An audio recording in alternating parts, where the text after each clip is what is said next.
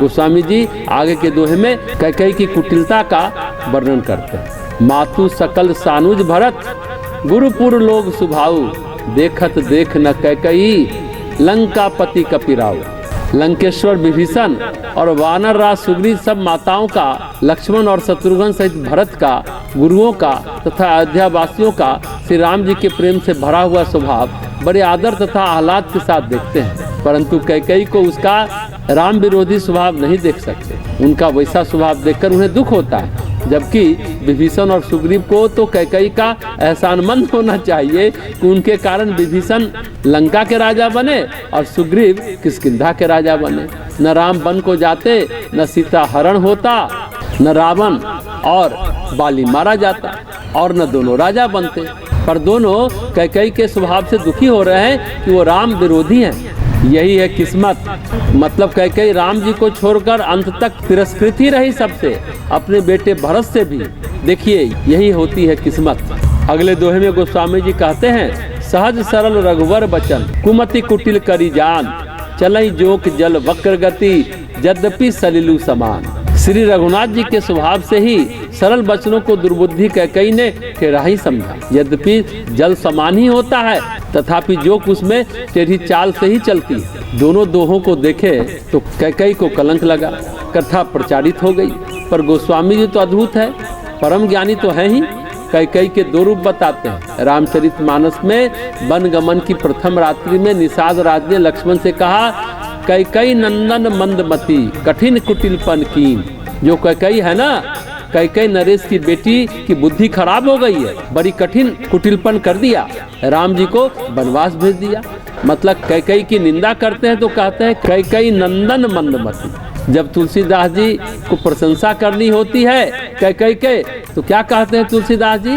कैकेयी फटकारते हुए मंथरा से कहती है, काने खोटे कुबरे कुटिल कुचाली जानी। जो काने कुबरे कुटिल होते हैं तो वैसी है। जो अपाहिज अपंग होते हैं वे बड़े उत्पाती होते हैं, उनके अंदर एक कुंठा होती है, इंफीरियरिटी कॉम्प्लेक्स होता है।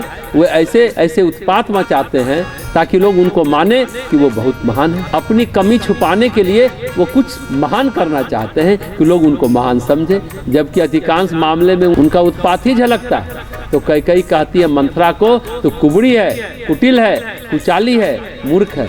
राम जी के बारे में ऐसी बात कहती है। फिर कहती है, तिया विशेष पुनी चेरी कही, उस पर तू औरत, उस पर दासी, तेरा तो काम ही है इधर उधर करना। फिर तुलसीदास जी आगे कहते हैं, कही भरत मातु मुस्कान। ऐसा कहकर भरत की माता मुस्कुराने लगती। गोस्वामी जी क्या कहना चाह रहे हैं? मंथरा को स्वीकारने वाली, मंथरा को फटकारने वाली कैकेयी एक नहीं दो है। जो खुद कुटिलता करती है वो कैकेयी नरेश की पुत्री, और जो मंथरा को फटकारती है वो है भरत की माता। कैकेयी के दो रूप गोस्वामी जी दिखाते हैं। जो राम जी को प्रेम करती है वो है भरत की माता, और जो राम जी को वनवास भेजती है वो कैकेयी नरेश की पुत्री है। कैकेयी पुत्री होना उनके जीवन का निंदनीय पक्ष है, और भरत जी की माता होना उनका प्रशंसनीय पक्ष है। गोस्वामी जी की सामान्य बातों में भी गूढ़ बात होती है। एक बड़ा सुंदर सा श्लोक है, ज्ञान शक्ति से कौशल्या, सुमित्रो उपासनात्मिका, क्रिया शक्ति से कैकेयी, वेदो दशरथो निरपा। कौशल्या है ज्ञान शक्ति और उससे उत्पन्न मूर्तिमान राम जी। कौशल्या ज्ञान रूपिणी है, ज्ञान को जन्म देने वाली है। सुमित्रो उपासनात्मिका, सुमित्रा है उपासना, उपासना ज्ञान की सेवा करती है। ज्ञान की उपासना करने वाले उनके दो पुत्र शत्रुघ्न और लक्ष्मण। फिर कैकेयी क्या है? तो कैकेयी है तो राम कथा है।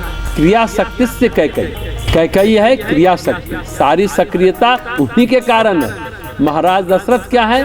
वेदो दशरथो निरपा, वेद स्वरूप है दशरथ महाराज, और वेद धर्म रूपी है। वे चार होते हैं उनके बेटों की तरह। पिता अपने पुत्रों के रूप में विराजता है, वही चार वेद है। गोस्वामी जी की बुद्धिमत्ता अद्भुत है। सब कैकेयी को देखकर सोचकर दुखी होते हैं विभीषण सुग्रीव, पर राम जी वैसे नहीं है। राम सबसे पहले अयोध्या लौटने पर माता कैकेयी से मिलते हैं। राम प्रथम भेटी कैकेयी, पानी में कोई अवरोध नहीं है फिर भी जोक टेढ़ा चलता है। उसी तरह राम जी के मन में भी किसी के लिए कोई अवरोध नहीं है, पर जोक की तरह माता कैकेयी है। उनकी वाणी को भी अपनी सोच के अनुसार, अपने स्वभाव के अनुसार टेढ़ा समझती है। अकलाती है कब? जब अयोध्या लौटने पर राम भगवान सबसे पहले उनसे मिलते हैं। पर अब पछताने से क्या होगा, चिड़िया चुग गई खेत, कलंक लगना था लग गया। पर एक विहंगम दृष्टि डालें तो कैकेयी सचमुच राम कथा में क्रिया शक्ति है, सभी को क्रियाशील किया। अरे कैकेयी है तो राम कथा है। राजा राम से ज्यादा पूजनीय वनवासी राम है, भगवान राम है। वन गमन के कारण ही तो राजा राम भगवान राम बन पाए, मर्यादा पुरुषोत्तम कहला पाए। सामान्य दृष्टि तो कैकेयी को कुटिल ठहराती है, पर वो भी इस रामलीला के एक महत्वपूर्ण उपकरण है, एपरेटस है। वो भी वन भेजने में निमित्त की भूमिका निभाती है। वन न भेजती तो रावण का नाश कैसे होता, धरती भयमुक्त कैसे होती, त्राण कैसे मिलता तीनों लोगों को। वो तो सिर्फ माध्यम है, पर की तो कुटिलता, इसलिए निंदा की पात्र है।